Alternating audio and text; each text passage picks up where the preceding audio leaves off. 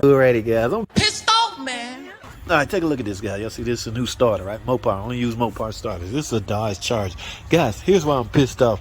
I'm thinking I got an easy 3 hours, right? Starter right there. All you gotta do is unbolt the 2 bolts and it's out. Look, I got it unbolted. The starter just dangling. It's only one problem. I can't get it out, guys. Look, it won't come through here. It won't come through here. I can't sneak it through here because that hole is too small. Guys, I'll have to remove something. Oh my God. Look, it's right freaking here. I can't squeeze through there. I can't. Oh my goodness. All right, guys, stop crying, JT. Stop acting like a little biatch. Here's what I got to do. I got to lower this rack and pinion. So that's why the 3 hours come in, guys. All right, so should I just drop the rack so that will clear, that will give me some space, or should I just remove this flange right here, this steering flange, and that will give me some room? Either way it go, y'all stay tuned for the long video. I'm gonna do a long video. Stay tuned. All right, you guys. I figured I'd go ahead and start a long video, guys. This is the one I was crying about on his shorts, about how I can't finagle to start out of here. All right, now there's a couple things I can try. I was gonna take this rack and pinion, drop the rack and pinion down, but I'm thinking if I loosen this steering nut right here, just take it off the flange and pick it upwards, maybe, just maybe, then I can squeeze this starter through here, because that will move this over some. Now I see a lot of guys, they'll drop the rack and pinion, they just take the bolt off right here and the bolt off right here, and the rack will fall, then everything will come out. All right, yes, guys, the main thing, or the real thing you should be doing is read the book. Okay, go to the damn book and see how to take this out. But I don't have access to a computer, so I'm just gonna wing it. It's kind of common sense. Look, right there, guys. Now you got an option, and you can remove the cat. Now who's gonna go through all that fighting with this exhaust? Okay, either remove the steering flange linkage or drop the rack. One of the two. JT, which one are you going to do? Ladies and gentlemen, I'm going to try the easiest thing. Before I go tampering with this rack, you're not going to affect tow or anything like that. At least you should. I'm going to take this bolt off right here and then see if I just simply pick this up, slide this out of here. Yeah, I should be able to get this out. Let me grab a freaking, what is this? 13, let me grab a 13 millimeter rather. And I tight it there. I'm gonna grab, I need both of my hands, guys, so I'm gonna need y'all to hold tight. Yeah, I might as well make a long video and show y'all how to replace a starter on a Dodge Charger or a Dodge Challenger with a 3.6 Pentastar, guys. It's different from a Hemi.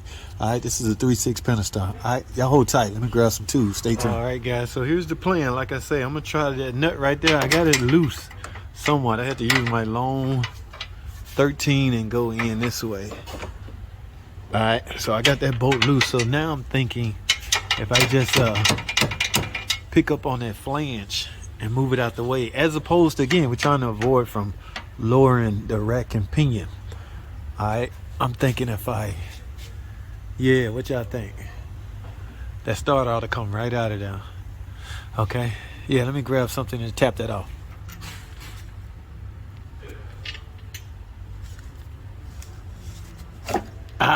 There we go. Ooh, guys, remember, you're dealing with a clock spring. All right, you don't want this to turn too far and you come out of clockness, so be freaking careful. If you strip that clock spring, you're gonna have to replace it. So right, I'm freelancing right now. Ooh, I gotta hold this. Let me see something. Yeah, I should be able to clear that starter out, but let me make sure the steering wheel is on solid. Hold tight. Alrighty, so I got the steering wheel stable to where it won't move and strip out my clock spring. All right, because we're dealing with this. This is tied into the steering wheel. All right, so now we can just get this over. Uh-oh, what y'all think?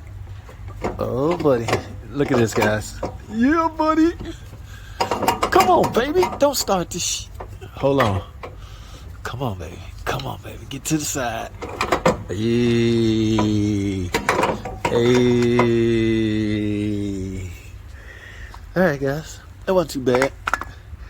Why, my buddy, pretty damn good mechanic. Okay, I saw him do one. I saw him drop. Let me show y'all something.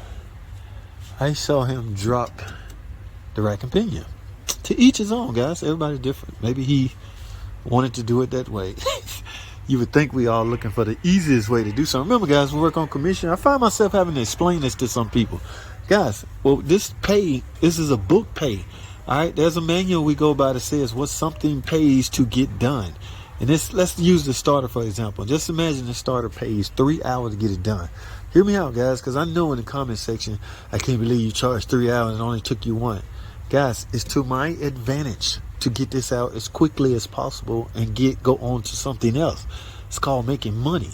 We're not ripping customers off because we charge a flat rate charge, a flat rate tree based off a automotive industry book, Chilton or whatever y'all use it, okay? Yeah, if it pays 3 hours and I get it done in 5 hours, are you gonna cry? I never see nobody crying coming to mechanics defense when that happens. All right, yeah, everybody solely did well. He should be better. Yes, I agree. He should get better. All right, he should be able to get a starter done in 3 hours, not 5. But just so happen it may take him 5 because of whatever. Now, in my case, just because I can get it done in 1 hour does not mean I should not get the 3 hours. It does a mechanic good to be fast and efficient during his workload, guys. Okay, so please stop. Get out of your damn feelings. Some of you guys are so caught up in your feelings. Mopar.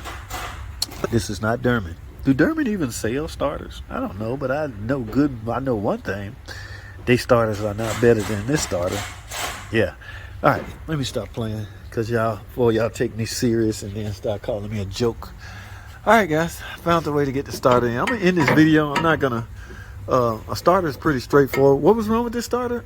Simple, guys. It just click. Sometimes you turn the key. Now, guys, please understand the difference between a no start and a no crank. Okay. Yes, this was a no crank.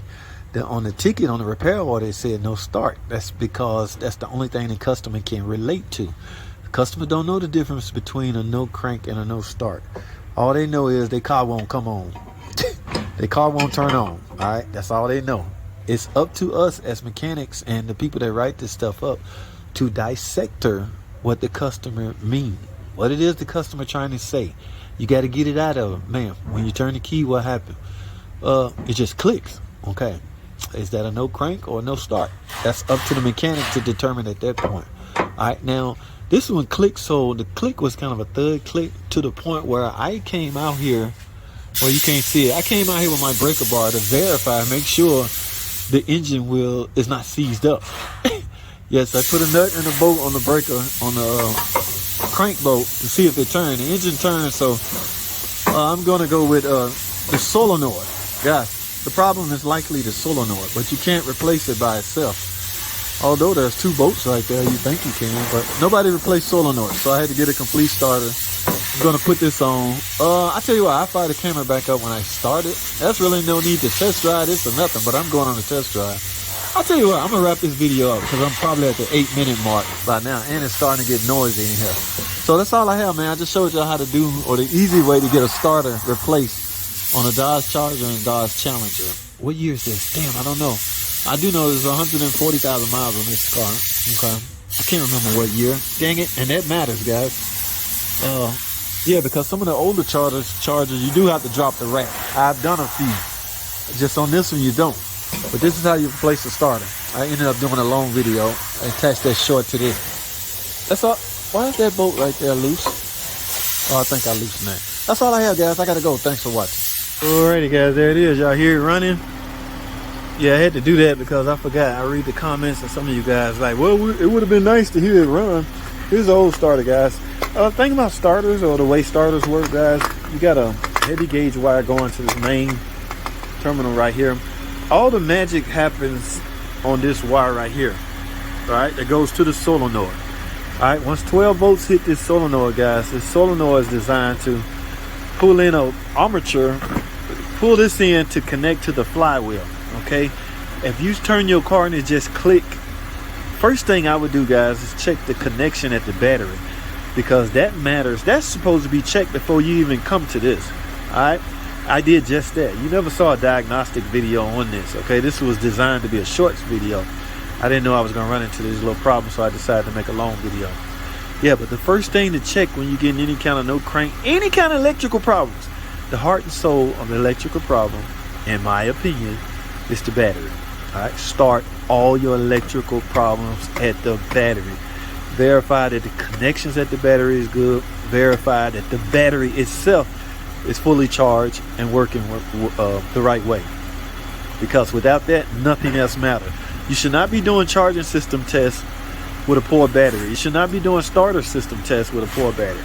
All right, so I verified the battery was okay. Turn the key, click, click. What's happening is this solenoid is not doing its job. It's sometimes you can take a hammer, boom, boom, boom, boom, start it up, boom, and it start right up. That just means it's seized, okay? It's partially seized, but that's not a fix. The only fix is to simply replace it, and it's also not a fix to replace this solenoid. Now, I know some old heads out there that are gonna disagree with me, but you simply can't buy these, okay? So you have no choice but to buy the complete starter. I know some of y'all frugal with your money. Oh, just get the solenoid. That's all it needs. You don't need a starter motor. You just simply can't buy it that way, guys. Now, this has a core on it. If it didn't, I would bust that solenoid off of it, and we would have some fun. But it's got a core. I'm sure, yeah, it's 2 bolts holding this on. I can take that off and show y'all, but I got to turn this back in. Guys, I am done with this car. It's running.